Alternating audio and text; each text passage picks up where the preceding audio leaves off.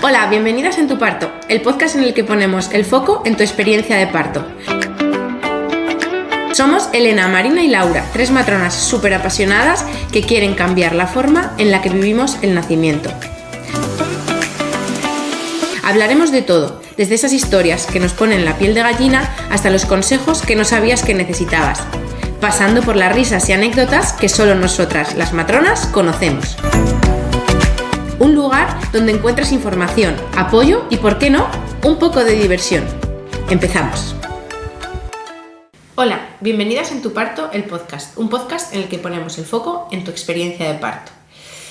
Hemos hablado de embarazo, de parto, de las abuelas, de los acompañantes, y hoy queremos empezar a hablar de un tema muy importante que es el posparto. Y vamos a empezar por esas primeras 48 horas posparto. Creo que ya se va hablando, se va dando a conocer y cada vez sabemos más sobre el posparto en general. Dicho esto, creo que hay que vivirlo para acabar de entender todo lo que conlleva ese periodo del posparto. Pero para nosotras es importante que conozcáis y que sepáis qué esperar ante esas primeras 48 horas después de que ha nacido vuestro bebé, os lo han puesto aquí en el pecho, piel con piel, y ha cambiado vuestra vida para siempre, os habéis convertido en madres y vais a vivir ese posparto inmediato que está, pues un poco invisibilizado, ¿no? No lo hablamos mucho, es esa estancia en el hospital en la que pasan muchas cosas. Sí. En esas primeras horas hay una cosa muy, muy curiosa y quizá sorprendente, es que la mujer, a pesar de que lleva seguramente 1 o 2 noches sin dormir, después de haber hecho un esfuerzo titánico, paradójicamente la mujer está hasta arriba de oxitocina, está on fire, está preparada para ese momento mágico, ¿no? de vínculo, de apego con su bebé. Creo que esa sensación de ese primer contacto visual con su bebé pues es fantástico, es mágico y se da esa especie de conexión y necesita todavía esa dosis extra de energía, de fuerza para estar preparada para dedicarse todavía un poco más a ese bebé, y el cuerpo se prepara para eso y en esas primeras horas todavía la mujer como que se recargara de energía, ¿no? Está alerta y bueno, de hecho el bebé también está alerta. Uh-huh.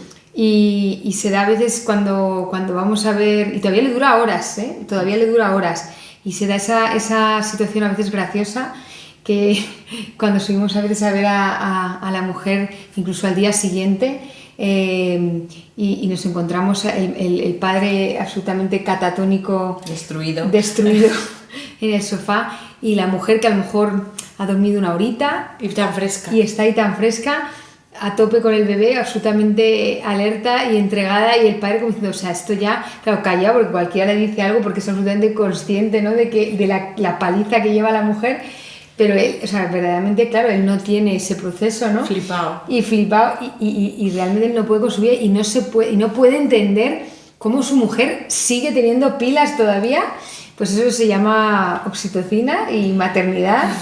Y es muy llamativo, ¿no? Esa fuerza es sencillamente que no ha terminado, que todavía hay esa necesidad tiene que instaurarse la lactancia, tiene que darse ese momento de apego, de conexión, y todavía hace falta asegurar eso, ¿no? Y es crucial para la supervivencia, y por eso la naturaleza todavía lo tiene así previsto, ¿no? Me estoy acordando de un parto.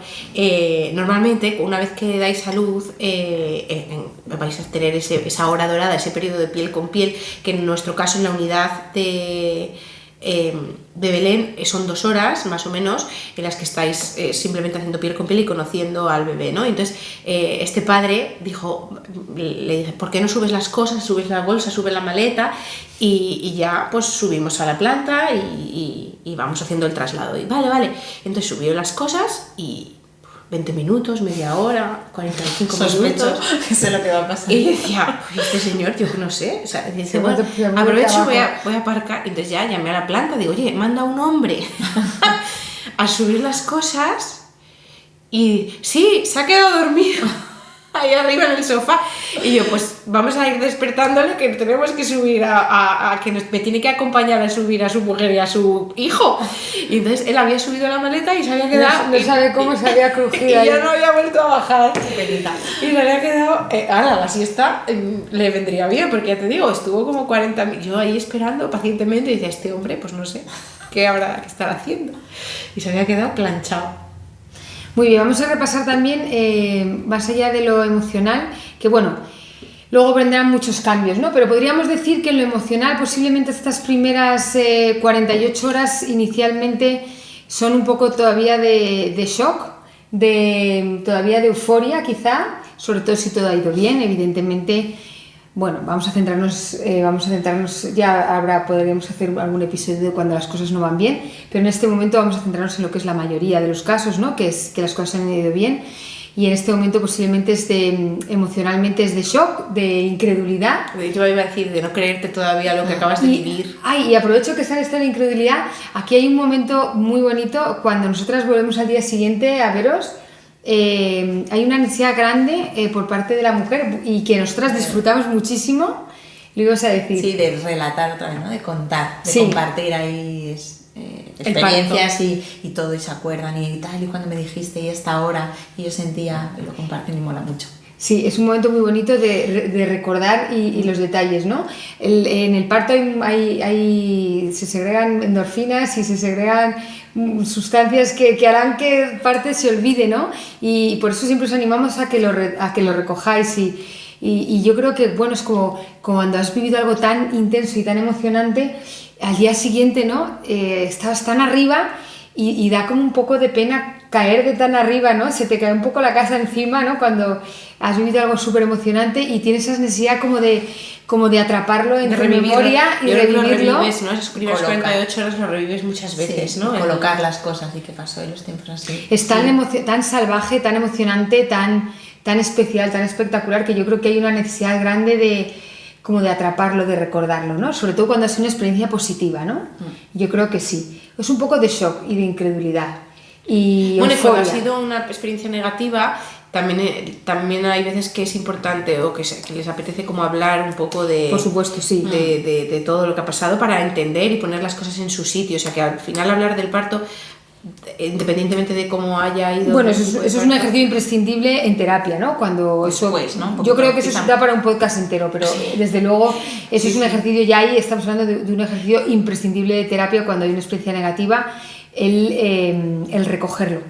Y de hecho también nos prestamos cuando las cosas no han salido como esperábamos, es una cosa que hacemos, pero no el día siguiente, sino hay que volverlo a hacer a la semana siguiente y nos ofrecemos para recuperar todo. Claro, ir paso a paso, entender lo que ha pasado y por qué, eso es muy importante. Muy importante, sí. Pero bueno, volvamos a la experiencia positiva.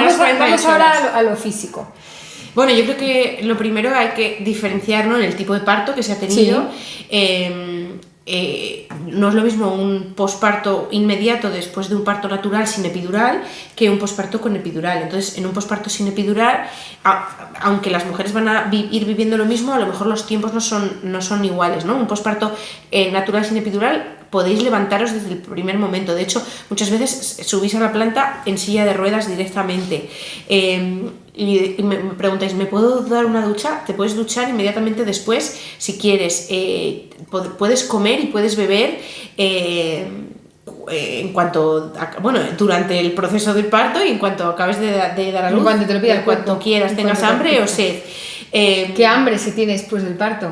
Claro, al final muchas mujeres se puede comer y se puede beber caninas. Lo que decimos, pero no te apetece comer y beber estas con contracciones, ¿no? Uh-huh. A lo mejor pues eso, unos cacahuetes y un dátil y un tal, pero no te estás alimentando como tal. Entonces acabas ese periodo como el que acabas de hacer deporte extremo y se mete un plato de pasta, ¿no?, para coger energía. Entonces podéis comer y beber inmediatamente, os podéis levantar al baño, cosas que vais a... esto si no tenéis la epidural. En el caso de que tengáis la epidural se tarda en irse el efecto completo unas 5 o 6 horas, entonces ahí ya hay que subir en camilla, o sea, volver a la planta de maternidad, independientemente del hospital en el que estéis, vais a ir de paritorio a una planta de maternidad. Entonces Entonces, lo que es importante, perdón, que hemos tenido aquí una interrupción, seguimos, es que vais en camilla y estáis acostadas y estáis un ratito en la cama y no hay ninguna prisa, 5 o 6 horas en las que empezaréis a hacer una tolerancia con líquidos, a beber agua, a beber un café, un té, lo que os apetezca, y luego ya iréis empezando a comer y a beber con normalidad y a incorporaros. Entonces, una cosa importante es el primer pis. Ese primer pis en el posparto es muy importante. Puede molestar un poquito, puedes cocer un poquito, lo podéis hacer en la ducha, ¿no? Que hagan pis en la ducha. Bueno, y lo importante es que el primer pis, sobre todo si estás, el primer pis no te vas a veces lo tienes que hacer por propia voluntad, porque el útero está ocupando tanto espacio. Total. Que de repente la vejiga, esto es como una plaza de toros, de repente tiene tanto hueco que dice, bueno, pues que no percibes la sensación de la vejiga llena. Claro. Entonces hay que acordarse que un par de horitas o 3 después de haber dado a luz es muy importante. Hay que ir a hacer pis, aunque no notes las ganas, porque además el útero necesita ese espacio para contraerse. Es importante que la vejiga esté llena. Así que es un dato interesante. Sí, luego otro dato importante es el tema del sangrado inmediato posparto, ¿no? Que el sangrado después de dar a luz es abundante. Es como una regla abundante en el día más álgido, pues un poco más, y que vais a cambiar de compresa frecuentemente, incluso de empapador. Nosotras usamos el empapador en forma de compresa, eso lo podéis hacer, lo dobláis así como en 3 y lo ponéis en forma de compresa, sin braguita ni nada, y se va cambiando. Sí, que no hay que asustarse, que es una hemorragia súper abundante. Exactamente. Y eso también, si es si ya habéis dado a luz, hay mujeres que les pasa el primer parto, pero normalmente a partir del segundo o tercer parto tenemos los entuertos, que son esos dolores, esas contracciones uterinas que de esto se habla poco, que son muy molestas, ¿no? Yo no se acaba el parto, nada. Te crees que ya ha terminado todo, estás con tus contracciones y de repente sigues con contracciones, sobre todo cuando se pone el bebé al pecho. Son contracciones muy importantes para que el útero vuelva a su sitio. Eso, sobre todo cuando ya has tenido 2, o no digamos si ya has tenido 3 hijos. Claro. Son más contracciones. Más cosas así importantes creemos a nivel físico que para que podáis identificar. A veces hay edema vulvar, hay edema en las piernas, tenéis las piernas hinchadas, tenéis la vulva hinchada porque habéis estado empujando durante mucho tiempo. Os pueden poner unas compresas con hielo, podéis subir las piernas si estáis descansando, tumbadas. Es algo interesante para llevar, las típicas, el gel este que se congela. Sí, esas. Si lo tenéis en el gel este azul. Sí, de cuando te das un golpe, ¿no? De cuando te das un golpe. Y metido y que os lo congelen en algunas bolsitas y cambiarlo en la zona de la vulva. Sí, normalmente en los hospitales tienen compresas congeladas, si no lo pedís. Sí, alivia bastante y también es normal.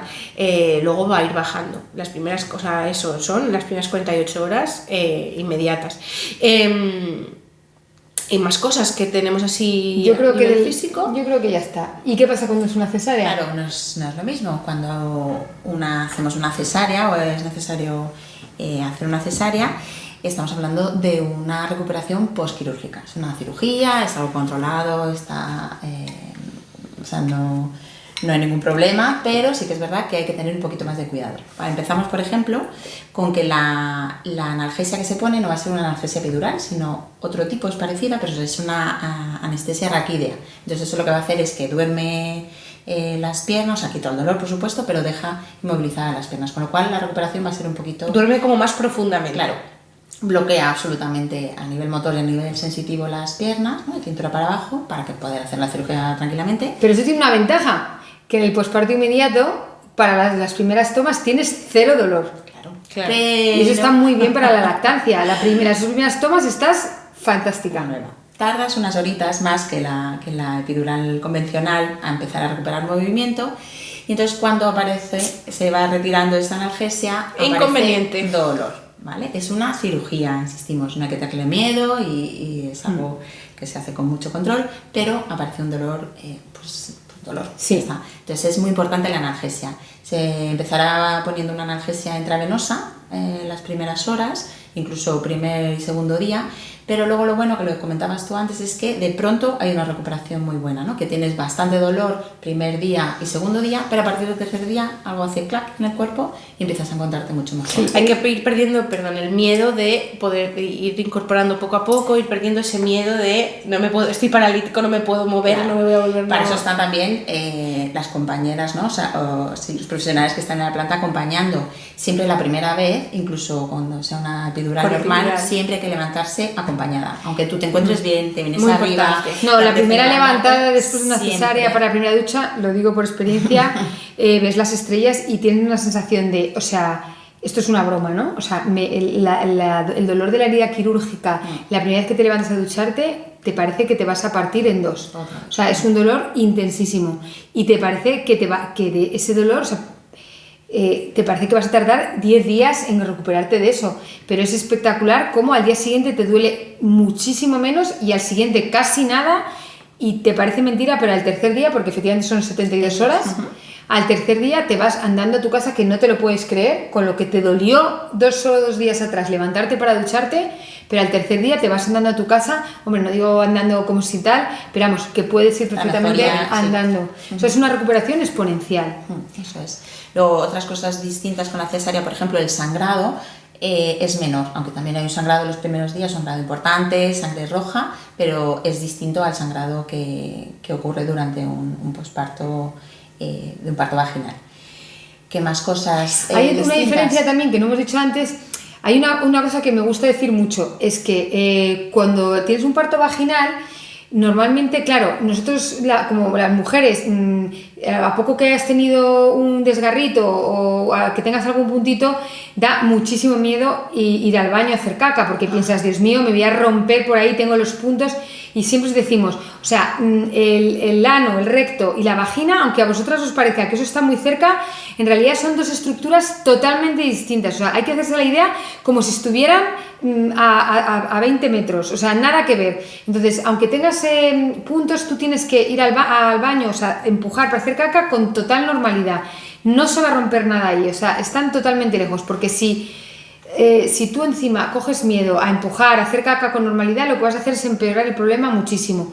Nunca se va a soltar ningún punto, ni va a pasar nada en la vagina porque tú hagas caca. Entonces, o sea, tienes que ir al baño con normalidad. Por supuesto, tomar un montón de líquido y mucha fibra para intentar ir lo más suelta posible y lo mejor. Y moverte también, claro, la movilidad. Eso es, sí, también. Muchísimo líquido, muchísima fibra y sobre todo ir sin miedo, que no se va a romper nada. O sea, esta frase yo creo que la repetimos siempre y que a todas les hubiera gustado que alguien se lo dijera. Y hombre, hay que reconocer que no todos son desventajas. En la cesárea, pues yo creo que eso da mucha seguridad. Saber que tu chichi está intacto, no hay edema, pues te has ahorrado una desventaja. No hay puntos vaginal. Claro, o sea, y además, bueno, pues oye, las cicatrices de las cesáreas son pues muy monas, porque son así muy finitas, están muy en el borde del bikini. Pues es verdad que se hace intradérmica y en ese sentido pues la recuperación suele ser muy buena. Claro, pues oye, pues tiene ahí ese punto. Es verdad que las primeras 48 horas, que es de lo que estamos hablando, son mucho más duras en una cesárea que en un parto. Leí un artículo, me estoy acordando ahora que leí un artículo en el que decía que masticar chicle esas primeras 48 horas posparto era muy bueno para la motilidad intestinal, para ir al baño, porque muchas veces después del parto el cuerpo está como en huelga, es como ya no quiero, o sea, hay poco movimiento intestinal, o después de una cesárea hay muchas mujeres que sufren de estreñimiento y que necesitan medicación o una ayuda para poder ir al baño a hacer caca, y que masticar chicle hacía que el estómago estuviese trabajando y que hubiera más motilidad, más movimiento intestinal y que se pudiera hacer caca mejor. Con la cesárea además no se puede comer inmediatamente, ¿no? Has estado diciendo tú que después del parto te puedes comer lo que te apetezca, tu capricho, tu bocata de jamón, ¿no? Que es el clásico, pero no, con la cesárea es una cirugía, insistimos, y hay que esperar por lo menos 6 horas para iniciar la tolerancia oral. Se empezaría primero tolerando con líquidos, con una dieta clarita, y luego poco a poco vas avanzando, ¿no? Claro, y no es ninguna broma, porque te puedes crear un cólico, o sea, te puedes crear un dolor, o sea, está paralizado el intestino, hay que hay que dejar que el intestino... Aunque tengas mucho hambre, ¿no? Mucha sed, demás, incluso con la ser prudente con eso. También tuve un caso en este mes de mayo, Pues mira, el último parto que tuve y la mujer tenía puesta la epidural y... bueno, no sé, no fue el último, pero por ahí, de los últimos, tenía puesta la epidural y entonces pues estaba en su posparto inmediato en la habitación haciendo su piel con piel y entonces cuando volví me dijo que no se encontraba bien, que le dolía el estómago, que tenía como ganas de vomitar, entonces ella tenía como un termo de 1,5 litros o de 2 litros allí de agua y después del parto inmediato se lo había bebido. Entonces, claro, se puso bastante mala, luego no pasó nada, pero estuvo muy incómoda, estuvo con náuseas, estuvo como muy revuelta, porque al final la epidural o la anestesia raquídea, que es el mismo procedimiento pero más fuerte, un bloqueo más fuerte, es que te bloquea el estómago también. Entonces muchas veces cuando hablamos de que el comer o el beber el no comer con la epidural o beber sorbitos pequeños, es porque el estómago no tiene la capacidad de hacer los movimientos de digestión y le sentó bastante mal ese agua. Sí beber, claro. Pero efectivamente con la epidural sí se puede beber, pero efectivamente no lo mismo. Lo que decíamos en el podcast, en el capítulo de la mínima intervención, pues a veces, claro, cuando ya metemos una intervención como es la epidural, pues ya nos cargamos un poco la normalidad. Sí se puede beber líquidos, porque sí que se puede beber con la epidural, pero ya habrá que hacerlo con más poco a poco, con más y lo cuidado. vamos haciendo poco a poco. Sí. Y desde luego comer pues no está recomendado.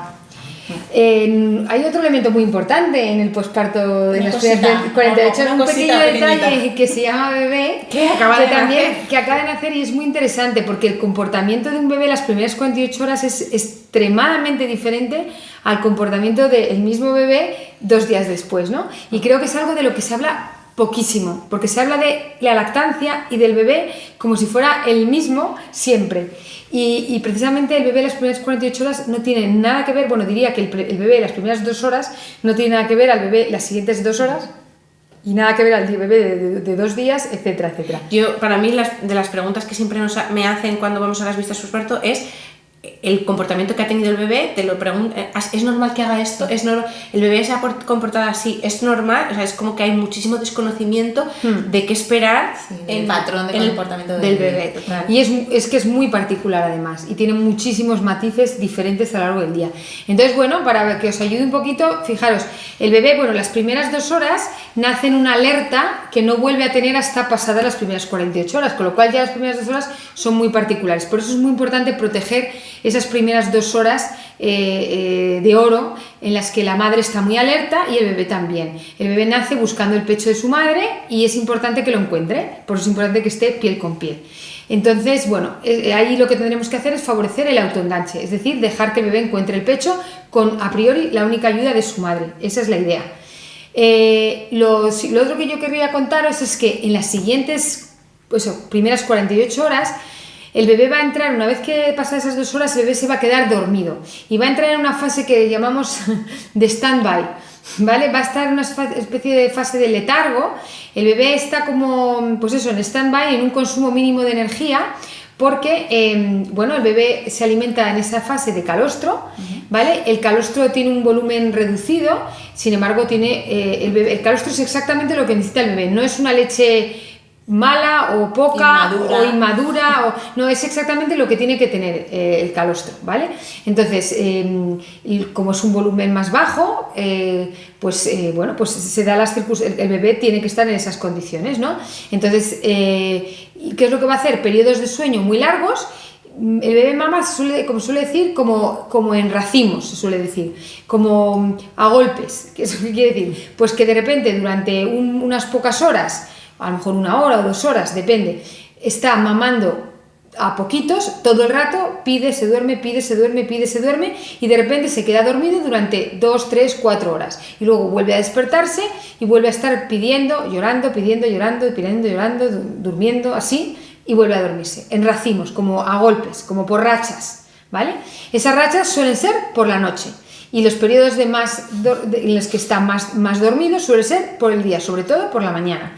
Si hacéis memoria, os daréis cuenta que en el vientre vuestro, cuando está en el útero, era así. Por la noche, por el día os movéis, le mecéis y le dormís. Y por la noche, por la tarde, al final del día, os sentáis y empieza el bebé a espabilarse. Spoiler, el de dentro es el mismo que el de fuera. O sea, el que sale es el mismo que teníais dentro, ¿no? Esta frase lo suelo decir siempre también. Entonces, ¿qué quiere decir? Pues que esto es lo normal. Entonces, intentar despertar cada 2 horas a un bebé que duerme, porque está en esa letargia, pues puede ser una labor de chinos, con perdón por los chinos, pero puede ser insufrible. Entonces, conocer esto es muy importante para estar tranquilos. Entonces, ¿qué es lo que tenemos que hacer? Tener al niño piel con piel. En los hospitales, en las maternidades, no debería haber cunas. Las cunas deberían estar solo de por si acaso, pues para ese momentito que la madre va a la ducha y le acompaña al padre. O para ese instante que por lo que sea el padre baja y no hay ningún otro acompañante y la madre tiene que ir a hacer pis. Pero debería ser algo absolutamente excepcional. El bebé tendría que estar siempre piel con la madre y algún ratito para que la madre descanse o coma con el padre. O como mucho con alguna abuela o algo así. Ojalá las plantas de maternidad tuvieran camas dobles. O sea, yo cuando di a luz en Londres, en mi habitación de maternidad era una cama de matrimonio. Y es que es el mayor gusto que hay. O sea, que no haya cunas, pero que tú puedas tener hueco para caber, ¿no? Y en condiciones, que no hubiera camas de 80, 90 centímetros de ancho. Ahí en la esquinita, me estoy acordando de eso, de claro. que el posparto inmediato en el hospital fue con una cama de matrimonio de 1,50, ¿sabes? Y que es como, qué gustazo, ojalá eso. Mira, vamos a hacer un movimiento que... Bueno, acabamos de conseguir que pongan cunas de colecho. Ah, genial. El hospital, no es que haya sido, parece que lo hemos conseguido nosotras. Acaba de poner el hospital cunas de Qué colecho. guay. Siempre os decimos que peguéis la cama a la pared, que hagáis colecho, colecho seguro, ¿vale? Que el otro día hablamos del colecho seguro. Pero bueno, quiero decir que esto es muy importante, que esta idea de las tomas cada 3 horas, de que el niño come y luego duerme, que esto no corresponde a las primeras 48 horas de vida del bebé, que el bebé no hace tomas, que el bebé hace chupetadas, o sea, succiona 2 o 3 veces, se duerme, succiona, que todavía son tomas absolutamente ineficaces, son pequeños estímulos de la mama y duerme, porque no hace tomas como tal, eso viene mucho después, hace succiones. ¿Vale? De hecho, es que el estómago es literalmente como una cereza, o sea, el tamaño del estómago o menos incluso, es muy pequeñito, entonces lo que necesita hacer eso son las tomas pequeñitas para hacerlas de manera frecuente. Claro, no se puede tomar 30 mililitros de golpe, vale, o sea, que es que eso que nos preocupe, ¿no? Que no pasa nada. Y hablando de preocuparse, ¿cuáles son los signos que tendremos que vigilar? Pues en las primeras 48 tienes que hacer, en las primeras 24 tendrá que hacer un pis y una caca. 1, no 6. 1, un pis y una caca. Y en las segundas 48 horas tendrá que hacer 2 pises y 2 cacas. Esas cacas serán meconiales, o sea, como color negro, oscuras y pegajosas. Y los pises es normal que sean uratos, o sea, que sean color naranja, rojizo, como si fueran de cañería. Como si tuvieran una arenilla así. Eso es, porque son los primeros, ¿vale? Pero solo esas primeras 48 horas. Eso.